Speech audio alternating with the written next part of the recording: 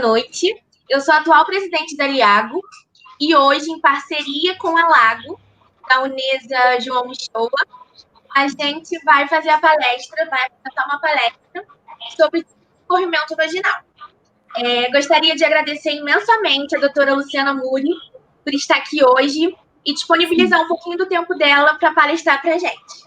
Eu vou passar só algumas informações para vocês agora, para vocês ficarem cientes. Nos últimos 15 minutos da palestra, a gente vai disponibilizar um link, um formulário para vocês preencherem.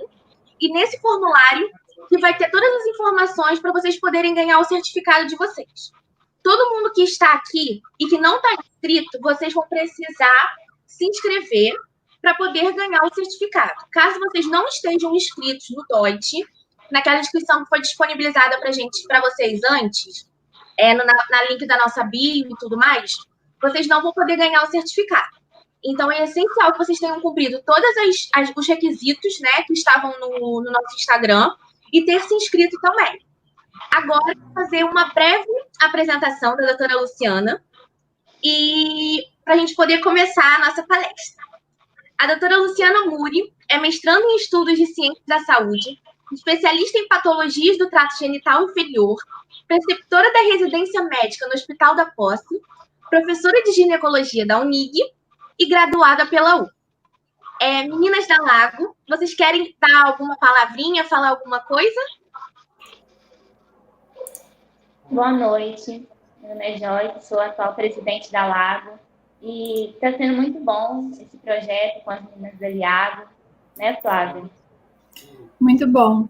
Nós queremos agradecer também o convite da Liago, que sem vocês isso não estaria acontecendo. Nós estamos aqui com vocês para aproveitar também esse momento. Perfeito. Agora, Flávia, você introduz a doutora Luciana, pode chamar ela, por favor. Flávia, eu sou a Doce. Flávia. Bem-vinda, doutora Luciana. Boa noite. Primeiramente, eu quero pedir desculpa pelo atraso. Houve um probleminha técnico aqui de internet, mas graças a Deus já foi solucionado e a gente vai conseguir ir à frente com tudo. Quero começar novamente agradecendo o convite. Eu já me sinto meio da Unigran Rio. A gente já tem uma junção aí de uns 3 anos, eu acho já. Eu acho que eu já faço parte dessa turma há uns 3 anos e com muito amor. Eu sempre sou extremamente bem recebida e não tenho coragem de negar um convite de vocês. Então, eu espero que vocês aproveitem bastante. Eu tentei fazer uma aula o mais dinâmica possível para a gente conseguir, de fato, aprender. Pelo que eu entendi das meninas, a gente teria gente de todas as idades da faculdade. Então, eu tentei fazer uma coisa que fosse mais acessível possível para que nem a do 12º e nem a do 3º ficassem deslocadas e pudessem participar do nosso papo. Tem bastante gente que não é estudante. E melhor ainda, está interessado no tema. Todo mundo tem que saber corrimento vaginal. Com certeza, é um tema muito importante. Que às vezes as pessoas têm até vergonha, né, de falar sobre. Muito, é um super tabu. Vamos começar, então? Boa palestra, gente, e até daqui a pouco. Beijo. Tchau, meninos. Tchau.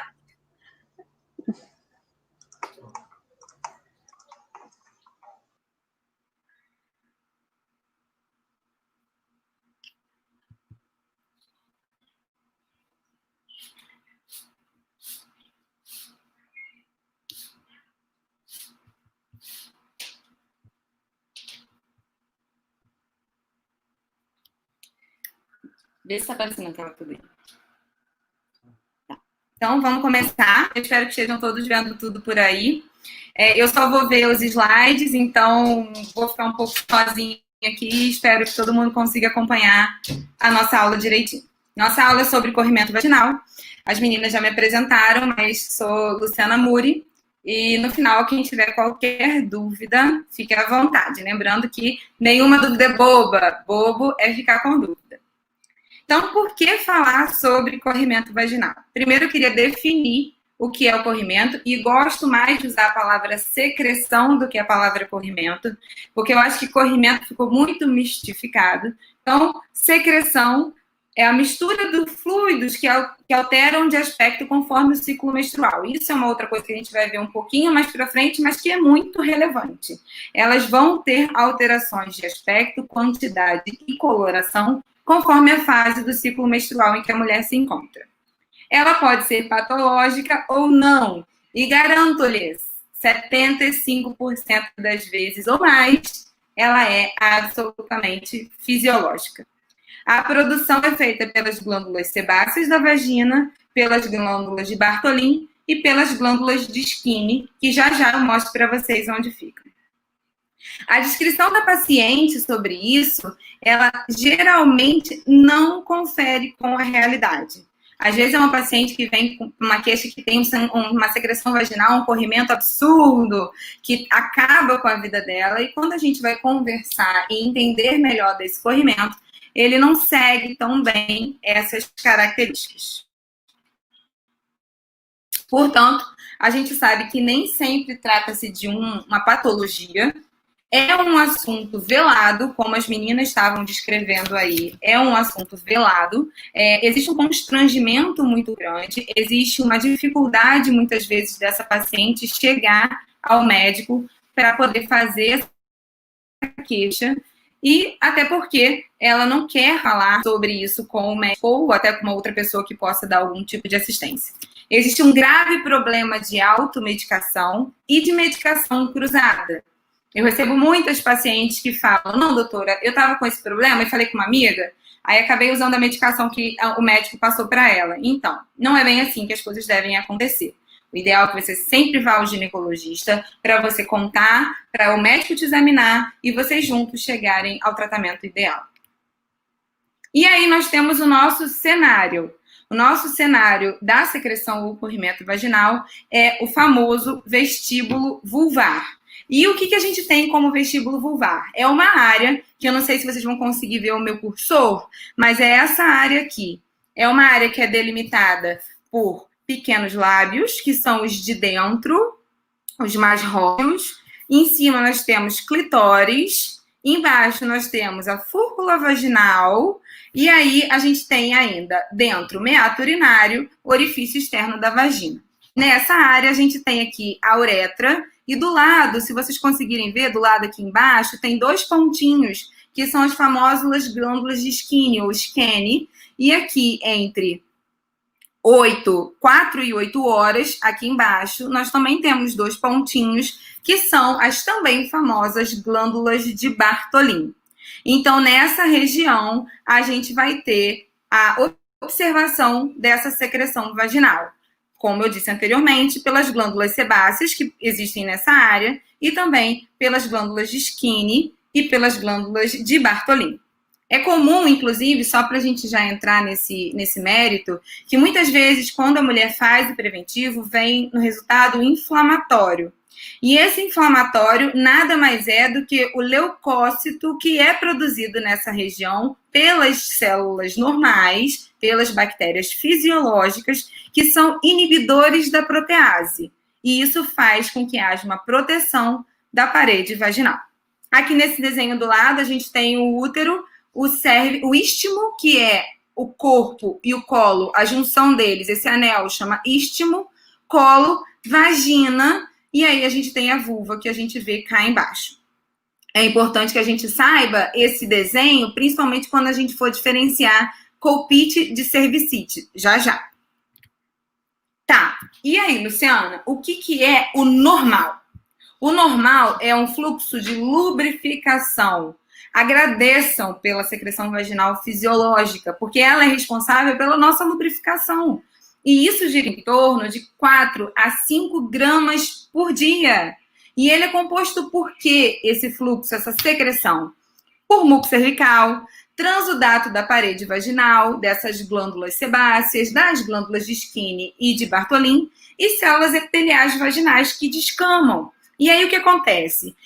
Nesse transudato normal e nessas células que tem ali normalmente, a gente tem principalmente os nossos famosos lactobacilos. E esses lactobacilos vão conseguir produzir, através da glicólise, o peróxido de hidrogênio e o ácido lático, que vão ser responsáveis por tornar a vagina ácida. Lembrem-se de pH. A gente tem aquele pH que varia do 0 ao 14. E se a gente lembrar disso, a gente sabe que o meio ali, o normal, seria o 7. Na vagina, o normal é 4,5. Então, a vagina, por si só, por conta dessa produção do ácido lático pelos lactobacilos, já é ácida, por natureza. Então, quando acontece qualquer coisa que varia essa produção habitual das bactérias vaginais, a gente tem as secreções patológicas, que fogem à flora habitual. O normal é transparente ou branco-amarelado, inodoro, ou seja, não tem cheiro, mucoide, homogêneo e pouco grumoso, mas ele varia de acordo com o ciclo menstrual. Se nós puséssemos a nossa secreção vaginal fisiológica no microscópio, o que a gente viria seria lactobacilos, células epiteliais descamadas, mas células epiteliais jamais afiladas, e raros leucócitos, que são protetivos, como eu disse, porque eles têm os inibidores da protease. E gravem essa informação. Na fisiologia habitual, a gente tem 10 bactérias aeróbias para uma bactéria anaeróbia. Então, isso é fundamental para a homeostase vaginal. E, como eu falei, o pH varia de 4 a 4,5, ou seja, ácido, bem ácido. Então, aí a gente tem a característica habitual da secreção vaginal. É uma secreção que fica geralmente em fundo de saco, ali na parte posterior do colo, aqui embaixo. E a gente tem essa cor que é branca, levemente amarelada, com uma consistência que vai variando conforme tem essa outra foto aqui, de acordo com o ciclo menstrual.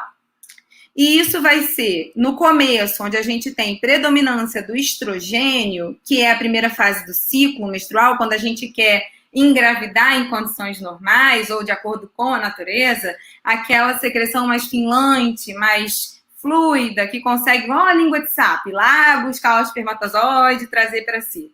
Já na segunda fase do ciclo, em que se aconteceu a ovulação, a fecundação aconteceu, se não aconteceu, não vai ser agora, a secreção ela se torna mais espessa. É um muco cervical hostil, é mais grosseiro, fazendo um tampão no colo do útero para evitar que haja ascensão de algum outro corpo estranho ou bactéria. O volume e textura é variável, como eu falei, mas geralmente a gente tem esse valor de 4 a 5 gramas por dia. Quando é que eu devo abrir os meus olhos de que a secreção fugiu ao habitual?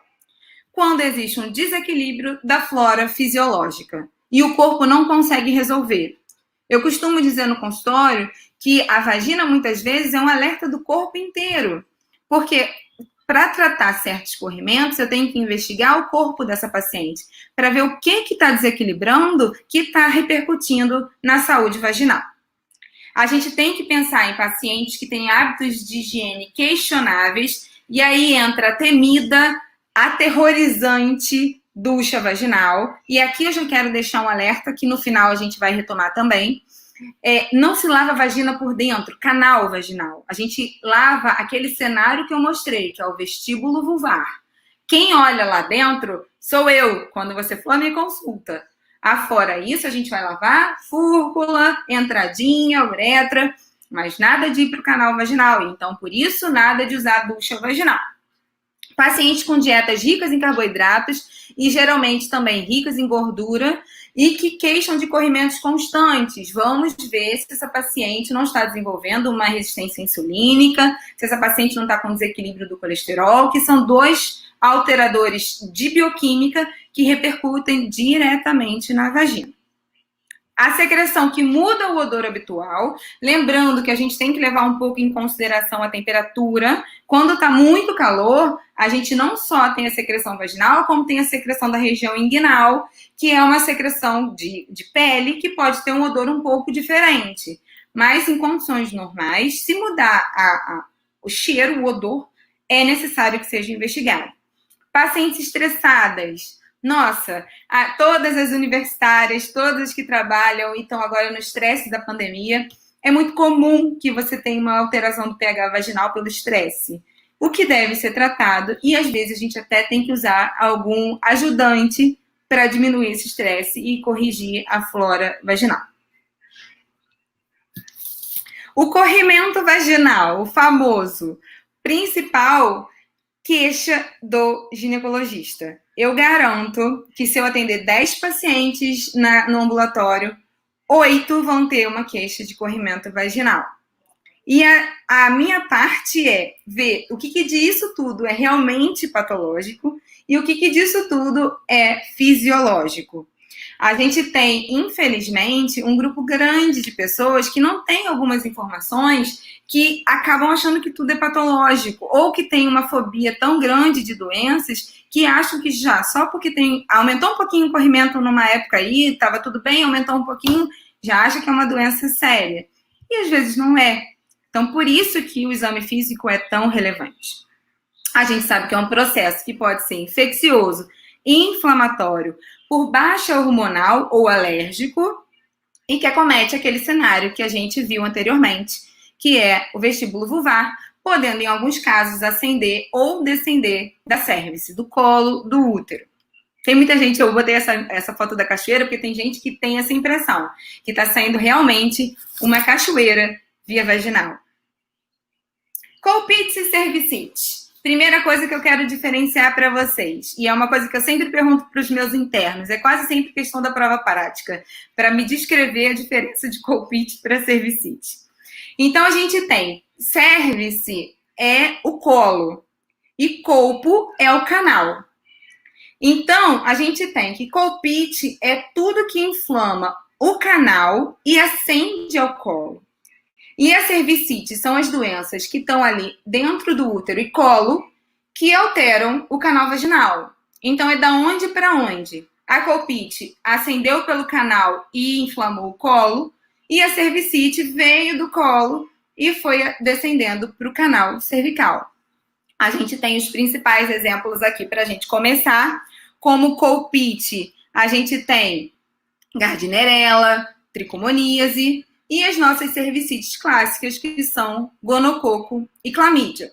Mas mais para frente a gente vai destrinchá-las uma por uma. E aí vai ficar mais fácil de vocês entenderem. Vamos começar pelas temidas e mal cheirosas vaginoses. Elas são a principal causa de corrimento vaginal. 45% dos casos das queixas e dos casos de vaginose, de corrimento patológico de fato, são causadas pelas vaginoses. Desequilibrou a flora. Aconteceu alguma coisa, estresse, pós-coital, período menstrual, que deu um desequilíbrio e o danado do lactobacilo, que é o nosso guardião, diminuiu. E aí houve, com certeza, um crescimento polimicrobiano. É difícil que a alteração vaginal da vaginose seja exclusivamente por um agente. Obviamente, você pode ter um agente em sobressalência, em maior quantidade. Mas, geralmente, é polimicrobiana.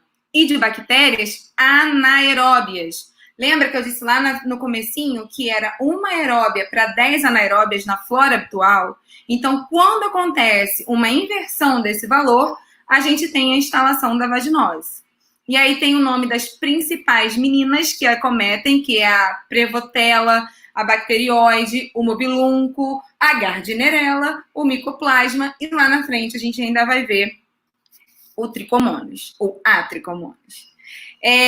A gente tem que ficar de olho, principalmente se essa mulher tiver em período, o começo de gravidez, ou se ela tiver já com uma vida sexual mais estabelecida, que apesar de não ser uma DST, existe um risco maior em pacientes que já têm vida sexual ativa. Ela aumenta o risco de DIP, que é a doença inflamatória pélvica, endometrite e do parto prematuro. Por isso é tão importante que a gente examine, que acabe todos os tabus e que a paciente seja devidamente tratada. O grande chamariz que vai chamar a atenção, como está aqui, é o cheiro. O cheiro altera na hora.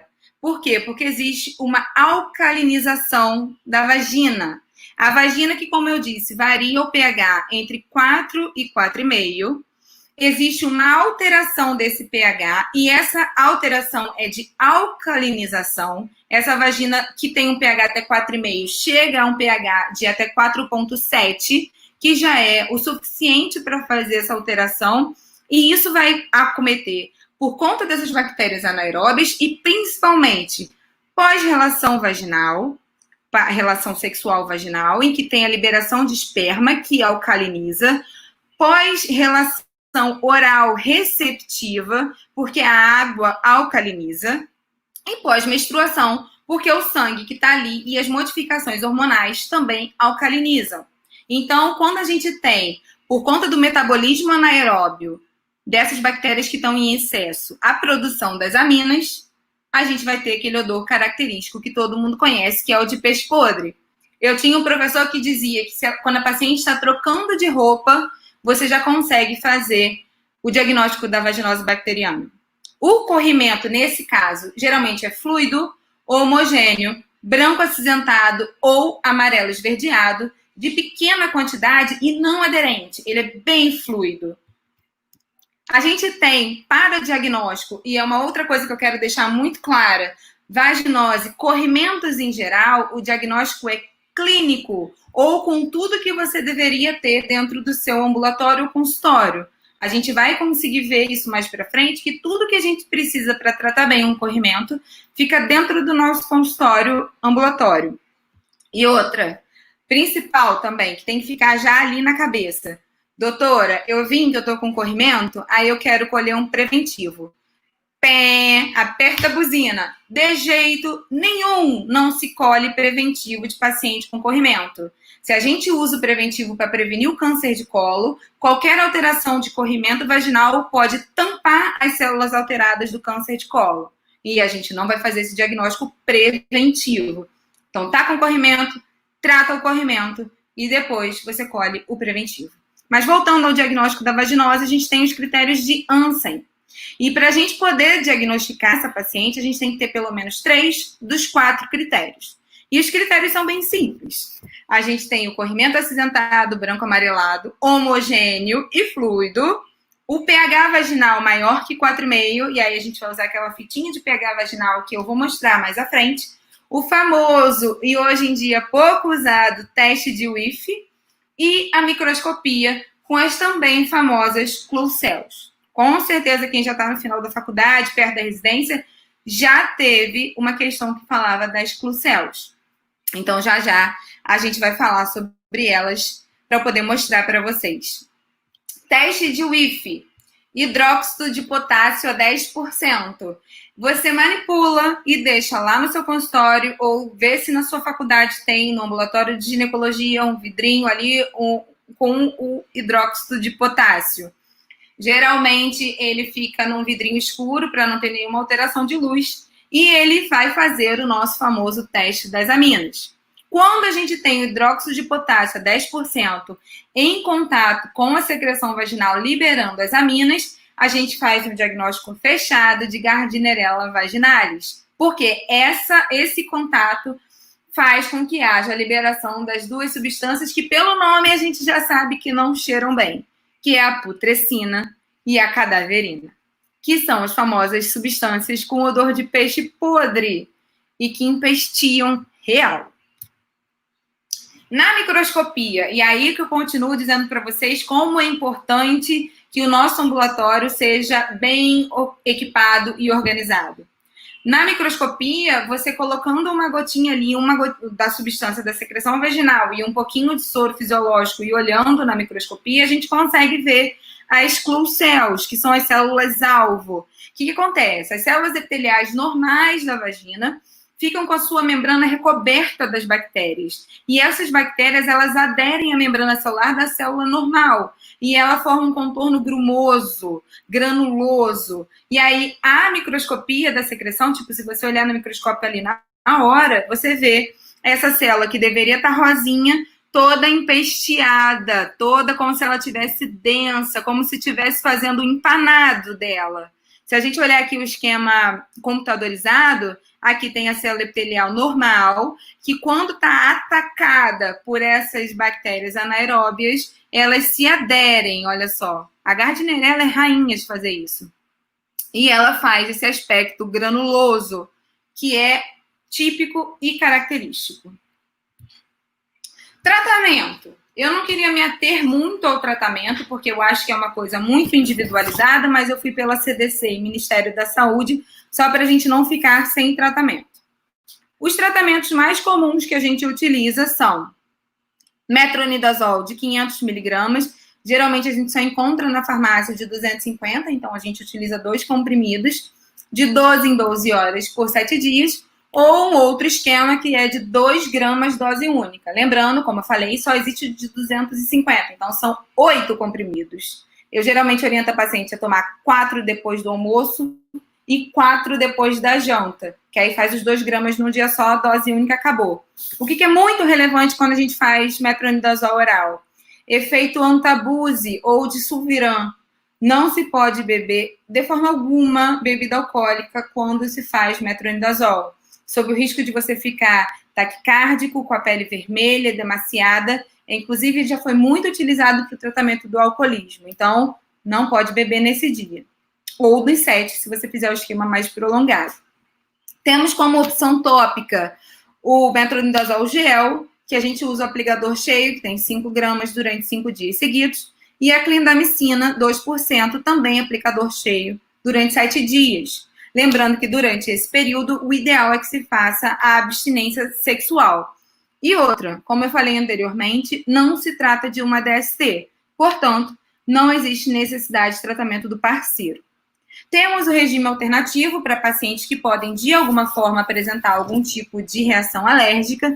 E no nosso regime alternativo, a gente pode usar clindamicina, 300 miligramas via oral de 12 em 12 horas por 7 dias, ou óvulos de clindamicina durante 3 dias. Eu acho que o óvulo é mais fácil até manipular, dá para manipular na farmácia. É uma opção para quando a gente não vai fazer a utilização do metronidazol, que é o nosso carro-chefe para o tratamento da vaginose. Pacientes HIV positivos seguem o mesmo tratamento das soronegativas, só que elas possuem um risco de infecção mais persistente, recorrente e poli. Geralmente, a paciente com HIV vem com uma secreção vaginal bem grosseira, com cheiro muito forte. O ideal é que a gente faça um tratamento mais alargado, com outras substâncias associadas, para a gente não ter o risco de fazer um subtratamento. E na gravidez, a utilização do metronidazol é segura. A gente geralmente evita no primeiro trimestre. Mas, como eu falei anteriormente, é um risco de parto prematuro. Então, a paciente tem que ser tratada. É risco B a medicação. Então, os benefícios superam os riscos. Então, até no primeiro trimestre, se tiver um corrimento bom, importante, ele deve ser tratado. Vamos continuar, então, com a tricomoníase, que é o nosso outro exemplo de vaginose, que é causada pelo protozoário, que a gente conhece, o Trichomonas vaginalis. Novamente, observem, ele é anaeróbio, e a vagina é repleta de bactérias fisiologicamente aeróbias, ou seja, descompassou de novo. Ele já pode ser considerado uma infecção sexualmente transmissível e as mulheres geralmente são sintomáticas. Ela apresenta corrimento, prurido, hiperemia de vulva, disúria. Se você fizer uma urinocultura nessa paciente, pode vir positiva para a tricomoníase. E aí é muito interessante, e eu já vi a gota de urina dessa paciente no microscópio de urina, você consegue ver os flagelos do tricomonas. Então, precisa de tratamento. E aí a gente já difere da vaginose pela Gardnerella, porque é um corrimento abundante. Na Gardnerella é um corrimento mal cheiroso com as aminas, mas pouco. Já na vaginose pela tricomoníase, esse corrimento ele é abundante. E ele causa a famosa colpite com colo em morango, framboesa, tigroide ou qualquer outra nomenclatura que afirme essa alteração importante do colo do útero. Aqui a gente tem um outro aspecto que é muito importante da tricomoníase, é esse aspecto bolhoso. Então, geralmente, como é que a gente faz o exame físico dessa paciente? A gente passa o espéculo e a gente vê esse colo como tá aí na foto, esse aqui, que ele é todo igual uma framboesa, ou um morango, ou um colo que a gente considera tigroide, tipo o tigre mesmo. E tem essa secreção abundante, bolhosa, mal cheirosa e com aspecto, a coloração acinzentada. A microscopia já em computadorizada, a gente vê esse aqui é o nosso famoso Trichomonas vaginalis, mas se a gente também fizer o afresco no microscópio, por isso, novamente, é tão importante ter um microscópio no nosso ambulatório, a gente consegue ver as células flageladas, andando mesmo. O ideal é que a paciente não tenha tido relação sexual, para não haver nenhum tipo de confundimento com o espermatozoide. Mas em não tendo feito, a gente consegue ver as células flageladas. A gente tem uma diferença, inclusive, da tricomoníase para a vaginose em si, que a tricomoníase tem um período de incubação de até 20 dias entre o contato com o tricomonas e o desenvolvimento dos sintomas. Então, é importantíssimo que haja também essa avaliação por conta do tempo. Na vaginose, a gente geralmente tem uma paciente que tem até 4 semanas entre o contato para poder desenvolver Gardnerella suficiente para dar sintoma. Na tricomoníase, esse período é um pouco menor.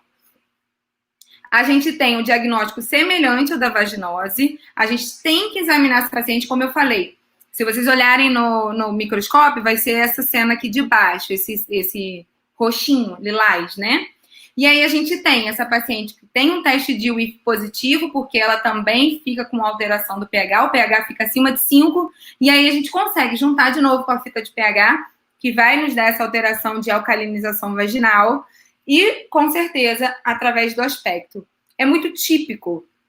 Quando você passa o espéculo, você sempre vê, voltando aqui, esse aspecto bolhoso, por conta das bactérias anaeróbias, e esse colo bem tigroide, ou em framboesa.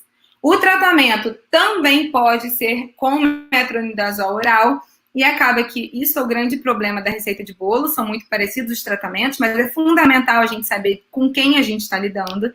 E a gente tem o tratamento também com tinidazol, 2 gramas via oral, dose única, que é pouco usado, é inclusive pouco achado. A gente acha com certeza com mais facilidade o metronidazol oral. É fundamental a gente rastrear as outras infecções sexualmente transmissíveis nessas pacientes e, nesse caso, por ser considerada uma IST, o tratamento do parceiro é válido. Lembrando que a gente hoje em dia tem uma liberdade sexual, graças a Deus, muito mais viva, e muitas vezes a gente tem que tratar mais de um parceiro, porque a gente não sabe de onde veio. Eu tenho umas pacientes que eu digo assim, a gente faz um grupinho ali de WhatsApp e fala assim, galera, tomamos remédio, e todo mundo bota um joinha e fica tudo certo. Mas é relevante que a gente faça o tratamento do parceiro. E aí a gente vai para a nossa segunda causa, que é a colpite vaginite, causada pela famosíssima Cândida.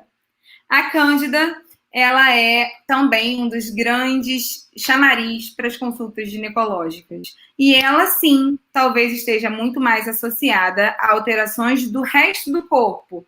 Estresse, alimentação, doenças ou comorbidades associadas. Geralmente, o nosso agente causador é a Candida albicans, mas em casos de gravidade ou recorrência, deve-se pensar nas causadas pela Candida glabrata ou a tropicalis. É a segunda causa mais comum de corrimento, como eu havia falado, e é uma infecção de vulva e vagina. Como eu falei, é colpite, vai de fora para dentro. É causada por um fungo comensal gram-positivo, saprófita, e que se multiplica por esporulação. E o que acontece quando a vagina está infectada por um fungo? Ela fica ainda mais ácida. E aí, a gente começa a ter a proliferação desse fungo, e aí, com essa proliferação, começa a ter aquele corrimento que a gente conhece muito bem, que eu vou falar já já. A atividade sexual não é a principal causa, como eu falei, são as causas extravagina, mas é muito importante tratar, porque talvez seja a que mais recorre e incomoda por conta de outros sintomas que você pode ter associado, como disúria, como queimação vulvovaginal, o tal do prurido, dispareunia, que para quem não sabe é o incômodo na relação sexual, hiperemia e edema vulvar, principalmente pela escoriação, pela coçadura. A gente pode ter fissurinhas de tanto coçar, porque tem gente que fica com tanta coceira que coça com o que encontrar pela frente, é caneta, é escova de cabelo, pente. O que estiver passando pela frente, pelo amor de Deus, eu preciso usar para coçar. E isso faz uma reação inflamatória local que causa esse edema. E a gente vê também o famoso corrimento drumoso, aderidíssimo à mucosa, que a gente diz que parece aquela nata de leite. Parece, ela é grumosa, brancacenta, sem cheiro, mas com um grande prurido associado. A gente tem, normalmente, em pacientes que usam anticoncepcional, porque muda o pH pode tornar mais ácido, pacientes que fazem terapia de reposição hormonal, diabéticas, pacientes que usam DIU e também os pacientes que fazem o sexo oral receptivo. Pode ser que elas tenham. 90% das vezes são candidíases não complicadas, facilmente resolvíveis. O problema é que em 10% das vezes a gente pode ter uma candidíase complicada. E como eu caracterizo uma candidíase complicada? É uma candidíase que tem mais de 4 episódios por ano e que os sintomas sugerem que essa paciente tem alguma coisa da imunologia complicada. Eu, geralmente, quando tenho um paciente que tem a candidíase de repetição, eu faço tratamento associado com alergista. E, mais uma vez, eu acho que a interdisciplinaridade ou multidisciplinaridade dentro da medicina é muito importante. Então, se você começou a perceber que a parte ginecológica você deu conta, mas ainda assim não está rolando, vai num alergista. Eles têm, geralmente, opções ótimas para esses tratamentos mais complicados da candidíase. Aí a gente tem as imagens que são típicas e acredito que todos vocês já conheçam. A gente tem essa secreção grumosa, muito aderida, que você vê, não causa uma alteração no colo, importante. Aqui está o colo do útero, não tem aquele pontinho que tem na tricomoníase. É um colo que fica ali na dele, ó, aqui embaixo, bem na dele, de boa. Cheio da secreção que parece a nata do leite. Aqui a gente tem a fissurinha que eu falei, e essas fissurinhas, essa aqui é bem na fúrcula, aqui tá a fúrcula vaginal. Essa fissura, quando bate sabão na hora de lavar, arde pra chuchu, também pode causar infecção urinária e, como eu falei, a dispareunia, porque fica tudo muito sensível. E para você poder fazer qualquer coisa aí, incomoda e incomoda mesmo. A vaginite, o tratamento é predominantemente clínico. Novamente, se você quiser fazer o exame a fresco, você vai ver as hifas e pseudohifas. E aí, novamente, você faz o afresco e bota uma gotinha não só de soro fisiológico, como também do hidróxido de potássio que a gente usou lá no teste de UIF das aminas. Então, é importantíssimo, como eu falei, seu ambulatório de ginecologia deveria ter um microscópio, suas laminazinhas, um frasquinho, uma motolímia com hidróxido de potássio, para você poder fazer as suas invenções e experiências. E com isso aprender muito mais. Hoje em dia a gente tem muitos métodos laboratoriais para diagnóstico e a gente acaba deixando essa parte clínica um pouquinho para trás. Mas os nossos mestres sempre nos ensinaram que é clínica soberana. E tudo que eu falei até agora, a gente não precisa de nenhum recurso laboratorial. Tudo a gente faz no nosso consultório. A cultura, como eu falei, a gente vai deixar estrito para os casos de gravidade, aqueles 10%, quando tem recorrência, e justamente se os outros exames vierem negativos. É importantíssimo para a gente ver se não é a glabrata ou se não é a tropicalis em vez da albicans. E por isso o nosso tratamento não está sendo tão eficaz. Quando a gente bota a fitinha de pH na vagina, o que a gente tem é um pH mais ácido do que o habitual, pH menor que 4,5. Regimes recomendados para o tratamento da candidíase. A gente tem o miconazol, que a gente usa um aplicador cheio, 5 gramas, via vaginal por 7 noites. A famosa, mas nem tão mais usada nistatina. Hoje a maioria das cândidas são resistentes à nistatina. E a gente tem o clotrimazol creme, que você também manipula com muito mais facilidade. Não se acha tão fácil na farmácia. 1%. Durante as 6 ou 12 noites. Vou dar a minha opinião. eu sou fã do tratamento oral para candidíase. E, geralmente, o meu tratamento é com itraconazol, 200 miligramas, de 12 em 12 horas, um dia.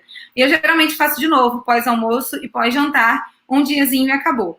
Se a paciente tiver com muito desconforto vaginal, eu faço métodos não medicamentosos. Banho de assento com violeta genciana, banho de assento com flogor rosa, oriento a deixar bem arejada a vagina, lavar com sabonete neutro, como a gente vai falar mais pra frente, mas eu opto pelo tratamento oral. A gente tem, como eu falei, os casos de imunossupressão que levam a colpite por candidíase complicada, são mais de 4 episódios por ano, tem que fazer a cultura, a queimação ela perpassa o prurido, enquanto nas colpites por candidíase normal, a gente tem o prurido como o sintoma principal, nesse caso a gente tem a queimação. E aí a gente tem essa imagem aí, que a gente tem dessa vulva que está tomada por candidíase, isso geralmente é por fralda de idoso, que fica com a urina, e aí tem a cândida, já tem a idade, geralmente tem diabetes associado, e aí causa essa alteração vulvar típica de candidíase, geralmente por fralda. E aqui a gente tem o colo afetadíssimo por uma candidíase de uma paciente que era imunossuprimida. E aí, por isso, a gente tem, geralmente, essa alteração do colo. E olha, o colo fica muito vermelho e cheio da secreção que sugere a cândida. Nesse caso, o tratamento recomendado, a gente vai fazer o fluconazol durante 3 dias seguidos, via oral, o cetoconazol, 400 miligramas durante 5 dias, ou o clotrimazol, também de 6 a 12 noites. A terapia de manutenção dessa paciente, e aí sim, depois de 4 episódios, a gente não fica só no tratamento ali, agudo, a gente tem a manutenção, que vai ser com fluconazol 150 por 6 meses, ou o cetoconazol, que aí é 1 por dia durante 6 meses. Portanto, na terapia de manutenção, a gente sempre opta pelo fluconazol, pela posologia ser muito mais fácil. Temos ainda a vaginite atrófica ou alérgica, que é causada pelo hipoestrogenismo. E quando a gente fala de hipoestrogenismo, a gente já pensa naquela velhinha que entrou na menopausa e que vem no seu consultório queixando que está com algum corrimento ou sangramento. Fiquem de olho. Essa paciente ela vai ter uma secreção aquosa, mal cheirosa e muitas vezes com um pouquinho de sangue, mas não necessariamente é a idosa menopausada.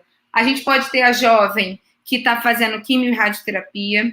A gente pode ter a jovem que tem alguma imunossupressão que a gente precisou fazer por conta de lúpus ou alguma outra coisa. A gente tem a puérpera no pós-parto por conta do hipoestrogenismo. Se ela for amamentar, isso pode acontecer.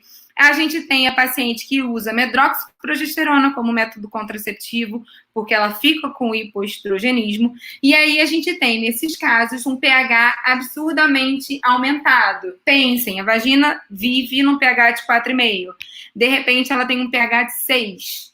E aí, por conta da não vivência dos lactobacilos nesse pH e a presença de gram-positivos, especialmente os streptococos, essa paciente vai ter uma vaginite atrófica. Uma irritação vaginal importante, secura, ardência e novamente volta a nossa dor na relação sexual, a dispareunia. Aí a gente tem essa imagem, e eu gosto de começar por essas 2 imagens da ponta, que são a avaliação esquematizada de o que acontece quando existe esse hipoestrogenismo. Olha como é que muda o canal vaginal da paciente, fica encurtado e estreitado. E aqui a gente tem como é o epitélio da mucosa normal da vagina e como ele fica no hipoestrogenismo. É uma diferença muito grande que causa, de fato, essas alterações de secreção. É uma vagina que, quando a gente passa o espéculo, geralmente sangra por conta dessa atrofia e geralmente tem esse colo aplainado e essa mucosa bem branca, não arroseada ou rósea, como ela é fisiologicamente. Nosso tratamento vai ser iminentemente estrogênico. A gente vai usar óvulo de estrogênio ou creme de estrogênio durante 14 noites. E a gente pode fazer uma terapia de manutenção se essa paciente não começar uma terapia de reposição hormonal oral. Muitas vezes ela tem indicação de fazer, até porque se eu quiser colher um preventivo nessa paciente, lembrando que a citologia, ela segue com a gente até os 64 anos, e essa paciente com 3 anos de menopausa ou qualquer outra causa de hipoestrogenismo já pode ter uma repercussão importante de vaginite atrófica. A gente não fazendo reposição hormonal, a gente tem que fazer uma terapia de reposição, de manutenção com essa paciente com estrogênio com certa regularidade e lubrificantes à base de água. Até porque ela pode e merece continuar tendo vida sexual. Por fim, estamos acabando. Vamos falar de cervicite. E aí a gente tem as famosas gonorreia e clamídia, que quando a gente fala de parte vaginal, eu acho que a gente sempre fala de Gardnerella, gonorreia e clamídia. São as meninas dos olhos do corrimento. Ela pode ser assintomática em até 90% dos casos. Tem muita paciente que chega no consultório querendo saber se ela tem clamídia. E existem alguns testes para isso. Eu geralmente não indico, porque se tiver positiva, ela vai viver com você ali. O tratamento pode não ser exterminador. Então, assim, vamos esperar para ver se tem algum sintoma. Não vamos fazer esses over-treatments, esses tratamentos excessivos, ou essas buscas, as cancerofobias, ou buscas incessantes por doença. Geralmente, indica o tratamento para ambas em conjunto, porque geralmente é uma infecção polimicrobiana, tem os dois, e assim como é importante que a gente trate o parceiro. Existe um risco elevado para doença inflamatória pélvica em paciente que tem a gonorreia ou a clamídia, justamente porque, como eu falei, é uma cervicite. Ela veio de dentro do útero, se exteriorizou para a vagina. Então, isso pode fazer uma ascendência para as trompas e cair dentro da pelve, causando a doença inflamatória pélvica, que é um dos nossos grandes problemas com relação às cervicites. Eu geralmente sugiro, quando a paciente tem clamídia e gonorreia, fazer as outras sorologias, HIV, HTLV, VDRL, hepatite, enfim, fazer uma busca ativa, já que vai fazer a avaliação. E o que a gente vê é um corrimento que se exterioriza pelo colo, pelo canal, é endocervical, amarelo esverdeado e purulento. A gente tem aqui como são as duas, clamídia e gonococo. Aqui em cima a gente tem o gonococo e aqui embaixo a gente tem o gonococo e aqui em cima a gente tem a clamídia. Na clamídia, se vocês olharem, tem umas células aqui binucleadas, não sei, aqui dá para ver bem. E aí tá um dos grandes problemas de colher preventivo sob a ação de corrimentos, como a cervicite, por exemplo. A célula binucleada da clamídia é muito parecida com a célula binucleada das alterações intraepiteliais pelo HPV. Então, você pode falsear o NIC1 ou 2, uma lesão de baixo grau ou até de alto grau, por conta de uma clamídia. Então, não é interessante que você colha o preventivo dessa paciente sob intercorrência de uma cervicite. E a gente tem esse corrimento purulento que sai do colo, como tem essa imagem aqui, a gente tem o diplococo da gonorreia e as células binucleadas da clamídia. O diagnóstico é por cultura, se a gente estiver pensando em ureoplasma ou gonococo, e PCR para clamídia. Para clamídia, a gente geralmente, até para o gonococo também, a gente colhe naquelas escovinhas, naquelas cytobrush triangulares que vão lá dentro, e a gente bota num meio de cultura específico e manda para fazer o PCR. O tratamento é feito na clamídia com ácitro 1 grama via oral, ou DOX 200 miligramas, um comprimido por dia de 7 a 14 dias, mas a gente também pode fazer 100 de 12 em 12, que eu acho uma posologia melhor. A doxiciclina costuma dar um hálito metálico, é ruim de fazer esse tratamento 14 dias. E o gonococo, a gente pode fazer ou cipro, um comprimido de 500, dose única, ou ceftriaxone, 250 miligramas, e M, também dose única. Não sei se vocês já tiveram a oportunidade de conhecer ou acompanhar o ambulatório de violência sexual, que dentre as medicações que se faz da paciente vítima de violência sexual é 1 grama de ácitro e 500 de cipro, justamente para tratar o gonococo e a clamídia, que são infecções sexualmente transmissíveis. Então, toda paciente que é vítima de violência já faz profilaticamente para clamídia e gonococo, que é cipro e ácitro. Como a gente falou durante toda a aula, eu quero que fique na cabeça de vocês que a abordagem do corrimento é uma abordagem sindrômica e que deve seguir uma propedêutica. O fundamental para o diagnóstico é você fazer uma avaliação decente colher a história da paciente, perguntar como começou, como é que é a característica, o que aconteceu, se piora, se melhora, fazer um excelente exame físico nessa paciente, examinar. Muitas vezes a paciente vem dizendo que quer colher um preventivo, porque na cabeça dela, passar o espéculo é colher o preventivo. E aí você, não, eu vou te examinar, vou passar o espéculo, olhar, tratar, e depois na próxima consulta a gente colhe o seu preventivo. Tem que fazer a avaliação pH, e aqui tem as fitinhas de pH, que é só a gente colocar na vagina, teste das aminas e o nosso famoso e às vezes abominável microscópio. Eu sou suspeita para falar, porque como eu fiz patologia cervical, ele é meu grande amigo de ambulatório, né, o microscópio. Tudo eu olho com o microscópio e gosto de ensinar isso muito para os residentes, porque você acaba ficando muito interessado. Quando você olha ali e fala, caraca, eu tô começando a ver, que no primeiro você diz só que tá e não tá, né? Todo mundo já passou por isso, igual toque vaginal. Sim, professora, exatamente o que você falou, mas não fez nada, porque não entendeu. Mas com o segundo, terceiro, você vai acostumando o olho, nesse caso o dedo, e vai conseguindo fazer isso de uma forma adequada. A anamnese, como eu falei, é fundamental. Tempo de surgimento, sintomas associados, como eu falei, a tricomonas é mais rápida, a vaginose por Gardnerella é um pouco mais lenta para aparecer, então a gente tem que ver se tem algum outro sintoma associado, como é que está a questão do cheiro, se piora depois do coito, se está conseguindo ter relação, se coça. Então é muito importante a anamnese. Perguntar se essa paciente usa algum tipo de medicação. Lembra, medroxiprogesterona pode causar vaginite atrófica, ou quimioterapia, radioterapia. Se a paciente é diabética, se a paciente tem uma alteração de colesterol, se existe relação sexual, se essa paciente tem vida sexual, como está esse parceiro. Na tricomoníase, a gente, na mesmo aspecto que a gente tem no colo do útero, aquele tigroide, a gente pode ter na cabeça do pênis. Então, é importante que a gente saiba como está esse parceiro ou esses parceiros, quais são os hábitos de higiene dessa paciente e a história ginecológica e obstétrica. Já fez alguma lesão, já teve alguma lesão de colo de útero, já precisou de fazer algum procedimento de colo de útero, já teve com recorrência alguma outra alteração do colo do útero, é puérpera recente, teve parto normal, enfim. É muito importante que a gente escolha uma boa história.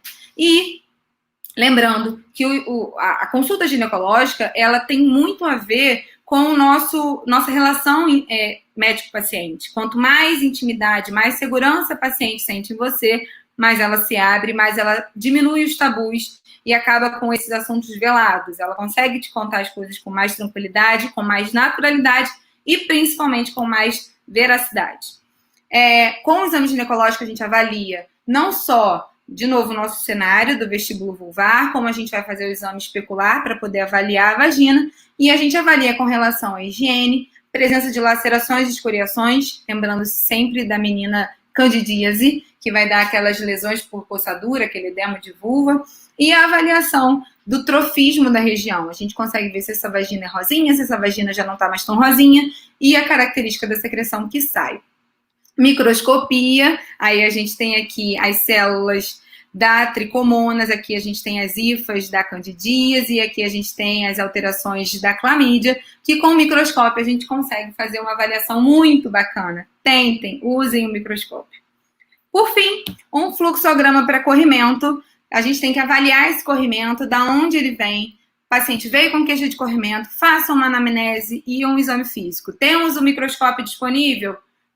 Sim ou não? Vamos fazer uma bacterioscopia? Vamos. Sim, a gente viu o diplococo, que é típico da gonorreia? Vimos. Então, a gente vai tratar a clamídia gonorreia, como eu falei, 1 grama de ácido, 500 de cipro. Não vimos, então a gente trata só a clamídia. Como eu falei, se vier do colo do útero, é clamídia e gonococo. O diplococo é muito fácil de ver no microscópio. Já as células da clamídia, as binucleadas, já não são tão fáceis. Então, se viu o diplococo, vai tratar os dois. Se não viu, só a clamídia. Não tem como ver. Então, você vai tratar os dois juntos sempre. Outra, tenho microscopia, estou com corrimento. Vou ver IFA, vou tratar candidíase. Vi os flagelozinhos e a paciente não teve relação sexual recentemente? Tricomoníase. Estou vendo as clucéus, aquelas células com aquela granulosa em volta, porque elas estão cheias de anaeróbios em volta, as células epiteliais, vou tratar para vaginose. Não tenho microscópio, mas tenho a minha motolínea com hidróxido de potássio. Vamos lá, vou usar minha fitinha também de pH. Se eu não tiver, aí eu tenho que tratar a galera toda. vai tratar tricomoníase, vaginose e candidíase. Antigamente se tinha uma ideia, e isso eu aprendi com o meu chefe de residência, que como pode sobreviver duas substâncias ou duas comorbidades na vagina de pH estão diferentes. A gente tem a candidíase que vive ali no 4, 3,9, e a gente tem a tricomoníase lá do 4,7. Acreditem, elas vivem, não sei como, mas vivem. Eu tenho muita paciente que a vaginose não tratava, porque eu não aceitava que isso podia. E quando eu comecei a tratar associado candidíase com a vaginose, o negócio funcionou bem. Lembre-se, pela fita de pH, se é um pH ácido, menor que 4, pense em candidíase. Se for um pH maior que 4,5, vamos tratar tricomoníase e vaginose. E se tudo estiver negativo, a gente vai pensar nas alérgicas atróficas pelo hipoestrogenismo. E agora, por fim, eu deixo as minhas dicas para evitar ou melhorar o corrimento. Vou começar aqui pela minha direita. Sabão de coco. Meninas, sabão íntimo é furada na maioria das vezes. Se vocês fizerem questão absoluta do sabonete íntimo, que seja na composição com ácido lático. Se não tiver ácido lático na composição, ele só vai matar suas bactérias aeróbias e mandar as anaeróbias se multiplicarem e vai dar ruim. Mas o bom e velho sabão de coco, deixa ali um pedacinho dentro do banheiro para fazer a higiene das suas peças íntimas e da vagina. Óleo de coco, muito bom. Passar antes de dormir, melhora muito a flora boa. Tomar Yakult também é ótimo. Lembre, todo mundo já ouviu o comercial que Yakult é feito com lactobacilos. Dormir sem calcinha, maravilhoso. Bota um baby doll sem calcinha, ou dorme com a tua camisola, ou dorme sem nada, mas é muito importante. Não deixem para secar o corpo inteiro e depois secar a vagina, que a toalha vai estar úmida e vocês vão manter a vagina úmida, o que é maravilhoso se as bactérias anaeróbias se multiplicarem. Se não conseguir, porque tem nojinho de usar a toalha na vagina e depois no corpo inteiro, utilizem o secador de cabelo para secar a vagina. No frio mesmo, vai ali, secador de cabelo e tal, e pá, melhora bastante.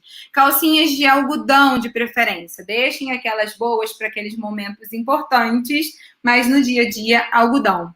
A alimentação, como a gente sabe, a gente é o que a gente come. Se a gente tiver uma alimentação balanceada, a gente melhora também a flora vaginal.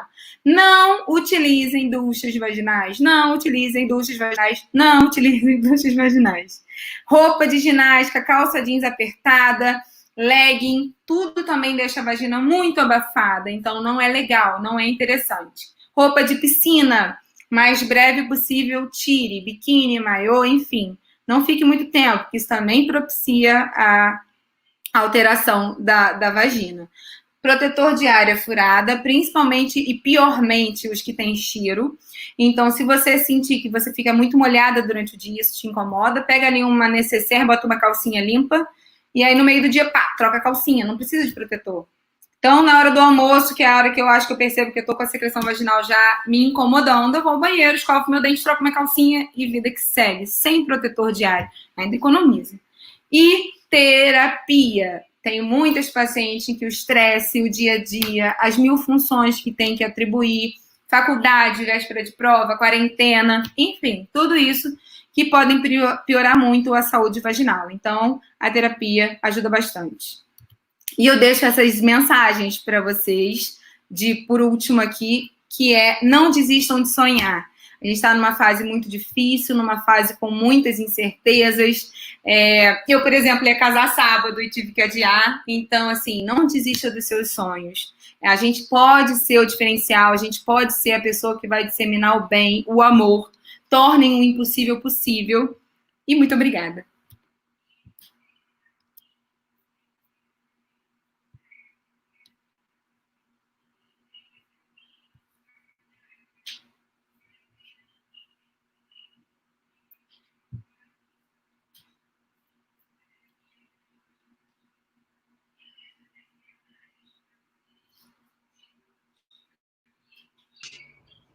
Oi, voltei. Voltamos, na verdade. Doutora Luciana, muito obrigada. Oi. Tivemos milhares de perguntas. Eu tô vendo. A gente pode começar a fazer alguma das perguntas agora para você? Com certeza. Deu para ouvir bem, ficou direito, me dá muita agonia que eu não estava Foi vendo ninguém. perfeito. Deu Ótimo. tudo super certo. A gente conseguiu. Maravilhosa a palestra. Graças a vocês que tiveram paciência com a minha idade da primata para tecnologia. Imagina, foi ótimo. Ó, então vamos começar as perguntas. A primeira pergunta Vamos. foi o seguinte: mulheres com mais de 20 anos e virgens devem fazer um exame preventivo? Bom, vamos lá. De acordo com o Ministério da Saúde e o último protocolo sobre prevenção e rastreio de câncer de colo de útero, ninguém que não teve vida sexual deve colher preventivo. Lembrem-se, o preventivo é para câncer de colo de útero. Se o câncer de colo de útero é causado pelo HPV, que é um vírus sexualmente transmissível, se a paciente não teve relação sexual, ora bolas, não tem por que colher o preventivo. Não se colhe pacientes que não são sexualmente ativos, 20, 30, 40, 50, 90, não se colhe preventivo. Perfeito. Pode falar, Flávia. Tem uma aqui também, quem faz uso de anticoncepcional de uso contínuo, cartela de 27 comprimidos, né? Para não ter menstruação, o fluxo do corrimento pode mudar, pode aumentar? Como que é?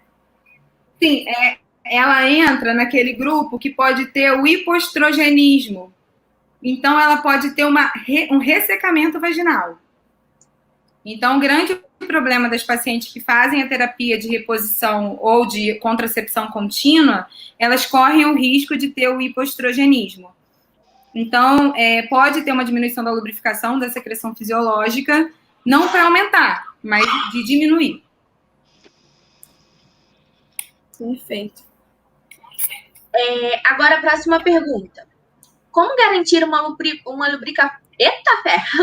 Uma lubrificação da vagina para mulheres trans que tenham passado por resignação sexual? Nossa Senhora, essa foi bem profunda. Uhum. Toda a paciente que faz uma cirurgia, o ideal é que ela utilize o menos de produtos que não sejam... O que a gente puder usar não medicamentoso, nesses casos, é o melhor. Tanto a paciente que faz a cirurgia para assim, encontrar, como a paciente mais idosa, eu sempre oriento a usar lubrificantes à base de água. Nosso famoso, o hidrogel, KY. Então, eu tento fazer com que essa paciente busque essa lubrificação ideal com a utilização de métodos não hormonais. Mas, geralmente, ela já faz uma terapia hormonal para os outros caracteres sexuais secundários, mama, ou diminuição do pelo e etc. E isso, por si só, já melhora muito a lubrificação vaginal. Perfeito. Tem uma aqui também perguntando se é comum ter corrimento patológico em criança. Grande causa de corrimento patológico em criança é a curiosidade da criança. É corpo estranho. Então, a paciente, infelizmente, a criança, quando ela ainda está fazendo esse conhecimento dela oral, anal, região genital, tem lápis, moeda, qualquer coisa que ela encontra pela casa. Então, corpo estranho, geralmente. Mão suja, debaixo da unha, que foi na areia e depois vai na vagina e está de fralda. Então, isso tudo pode propiciar. Mas a gente também tem que ficar de olho se esse corrimento tiver uma característica mais associada à candidíase, pode ser o primeiro sintoma de uma diabetes, né? Diabetes tipo 1 que pode desenvolver na criança. Perfeito. O corrimento fisiológico também altera a amostra do preventivo? Se você tiver um corrimento fisiológico, você pode colher preventivo. E aí não vai alterar nada. Só não pode colher, como eu falei, não pode colher preventivo se você não tiver um corrimento fisiológico. Corrimento fisiológico não vai alterar nada, são 4 graminhas, é aquele pouquinho que fica ali no fundo do saco, é de boa.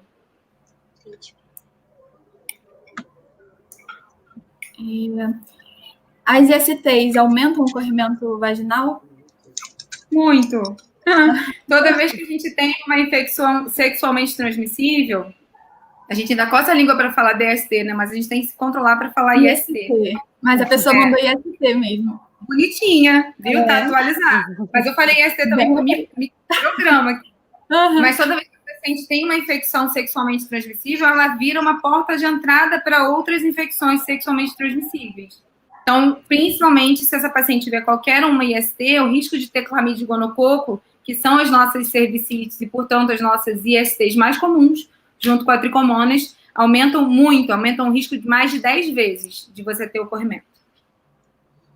Qual exame específico eu deveria pedir para ver sobre a presença de fungos na vagina? Quais os exames? Seus olhos, então você tem que ir ao oftalmologista. Brincadeira, mas é o que eu falei. Fundamentalmente, e eu espero que vocês, meninas, que eu tenho mais contato, já tenham tido a oportunidade de fazer os exames de bacterioscopia microscópica, porque é muito legal. Basicamente, bacterioscopia, ou seja, no caso é a avaliação a fresco, que a gente consegue ver as hifas mesmo, as arvorezinhas, quando a gente bota no microscópio, e a avaliação do pH vaginal. Se a gente botar ali a fitinha de pH, que é baratérrima, até quem não tiver e quiser comprar para aprender, vale a pena. Você bota ali no canal vaginal e vê que ela está mais ácida do que o habitual. Mas eu acho que é muito, muito clínico, porque assim, fungo na vagina, você vai começar a ver, vai coçar e vai dar a secreção brancacenta grumosa. Então, assim, eu acho que é muito mais o olho do que qualquer outra coisa. Mas eu quero fazer porque eu tô tendo aquela recorrência, e aí a gente tem que fazer uma cultura. E a cultura a gente colhe um cotonetezinho, bota no meio do carvão ativado e manda. A próxima a paciente pode não perceber o odor vaginal achando que é um cheiro fisiológico da vagina? Não. Ficou de peixe podre, então. Meu amigo, se você acha que o seu normal é um cheiro de peixe podre, não, você é muito mais do que isso. Por favor. A não ser que a pessoa não tenha olfato mesmo, né? Aí talvez seja Covid, que o principal sintoma é a anosmia. Não dá para confundir. Como eu disse, você tem que pensar, que assim, é um cheiro, realmente, pensem, putrescina e cadaverina, não tem como ser legal. Geralmente a gente pode ter um odor um pouco mais, mais ruim, muito feio, né? Mas um pouco mais forte em tempos de calor, por conta, como eu falei, das glândulas sebáceas da região inguinal.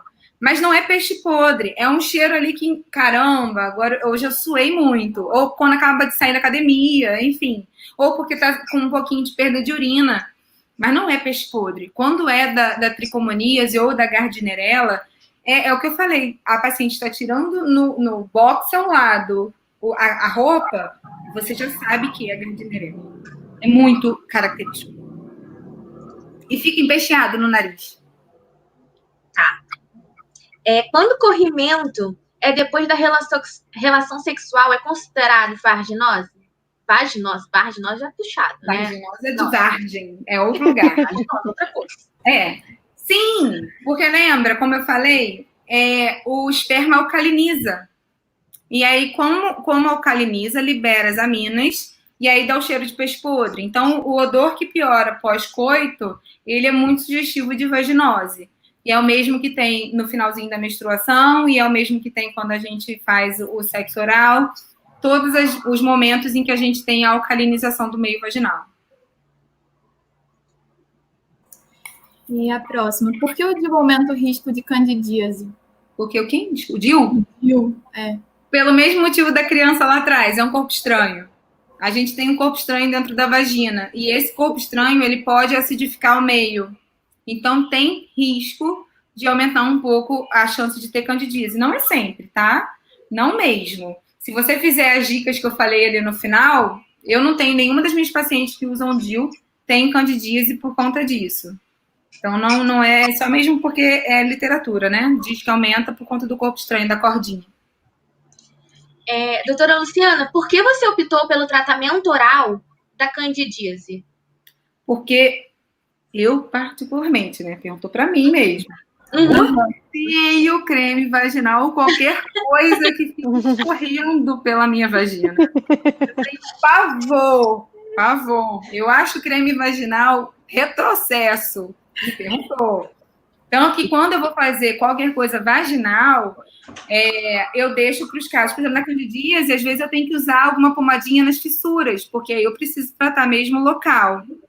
Mas quando eu preciso fazer algum tratamento que eu preciso dar um porradão, eu tento óvulo. Que aí o óvulo fica lá dentro, não escorre. Agora, menina, usar aquele aplicador na vagina com o colo que já tá sensível, e o aplicador vai até lá. Aí ela me liga depois dizendo que sangrou, que tá uma droga, que não melhorou. Não, vamos fazer via oral. Funciona, é ótimo. Ainda aproveitando o tema aqui da candidíase, né? Tem uma pergunta sobre sabonetes íntimos. Se eles diminuem o risco da candidíase e qual seria a frequência correta de uso? Luciana agora deixou de ser blogueira porque perdeu todos os patrocínios dos sabonetes íntimos. Não sou fã. Muito pelo contrário, como eu falei, eu sou fã de sabão de coco. Por favor, é baratinho. Você consegue deixar o teu lá. Ninguém vai querer usar o seu, porque ninguém quer lavar o rosto ou o corpo com sabão de coco. E ele é neutro. Ah, não quero usar sabão de coco. Usam de glicerina de neném, que também é neutro. Tem aquele amarelinho, né, da Johnson, que é ótimo.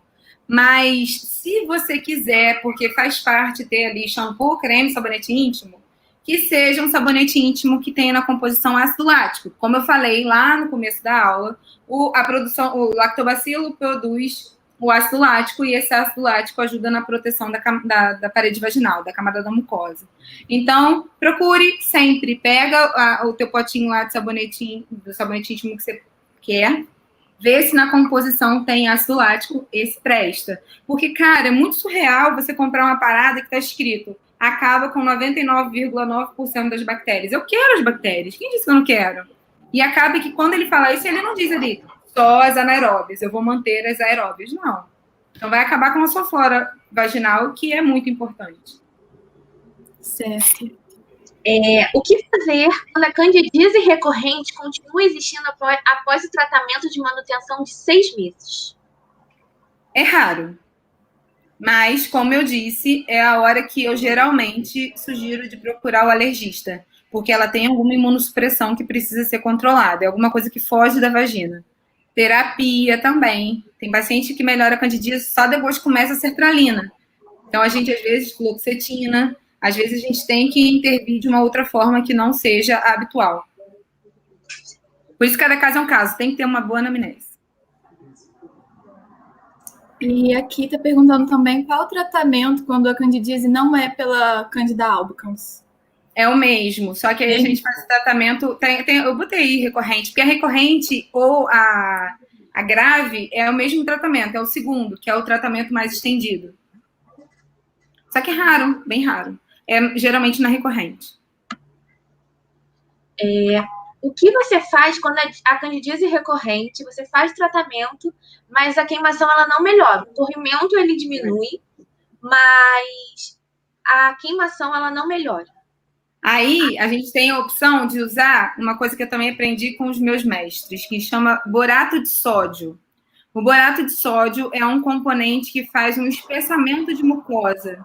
Ele torna a mucosa vaginal mais resistente e diminui muito esses sintomas. O banho de assento com violeta de genciana, que talvez nenhum de vocês já tenha ouvido falar, que é um negocinho roxo, que a gente dissolve, melhora muito também essa queimação. Mas o borato de sódio, ele é manipulado a 3% e a gente faz uma aplicação local, melhora muito, principalmente na recorrência, porque a gente deixa essa mucosa muito mais rígida e protetora.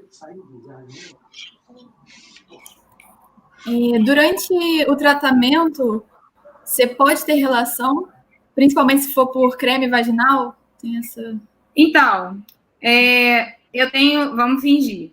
Eu não, graças a Deus, mas porque eu não ia conseguir. Mas vamos fingir que nós temos um namorado que fica 28 dias embarcado e 3 dias no desembarcado. E aí você descobre no 28º dia dele embarcado que você está com corrimento, que tem que começar o tratamento. E ele só vai ficar 3 dias. Eu não vou deixar. Não vou falar assim, amiga, olha, ou eu postergo o início e falo, manda ver, ou usa a camisinha. Se você usar uma camisinha que seja hipoalergênica, não vai me atrapalhar o tratamento. O ideal é que você não use nada que não desproteja, até porque o esperma vai piorar os seus sintomas. Mas se você quiser ter relação sexual, porque não dá, como nesse caso do embarcado, pelo menos que você use a proteção. Obrigada.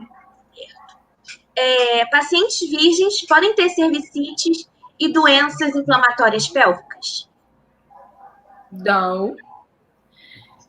Nunca diga nunca, né?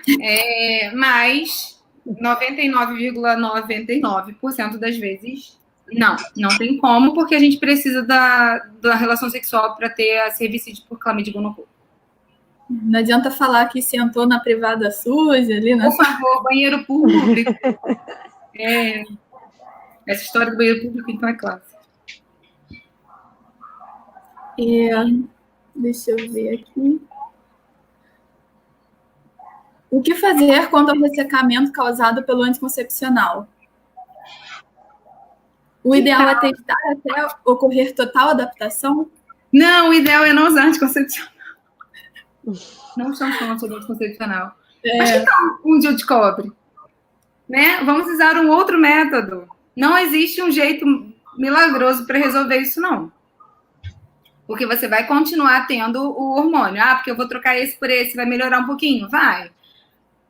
Mas porque vem, e pior, né? Vem associado ressecamento vaginal com diminuição do libido, que o anticoncepcional já dá, e aí a diminuição do libido diminui a lubrificação no ato sexual, então você já está diminuída de lubrificação por causa do hormônio, aí você diminui mais ainda por causa da diminuição do libido, ou seja, não dá bom. Troca o método. E, por fim, agora, nossa última pergunta.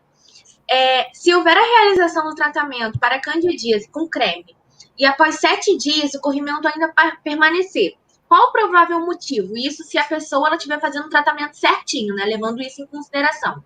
A gente pode precisar de um tratamento mais estendido, a gente pode precisar de um tratamento de 14 dias, ou depois de 7 dias fazer um novo tratamento com o antibiótico oral. Isso é possível, raro. Mas se a paciente não for uma paciente aderente às outras, a metodologia não medicamentosa, ela vai ter esse corrimento persistente.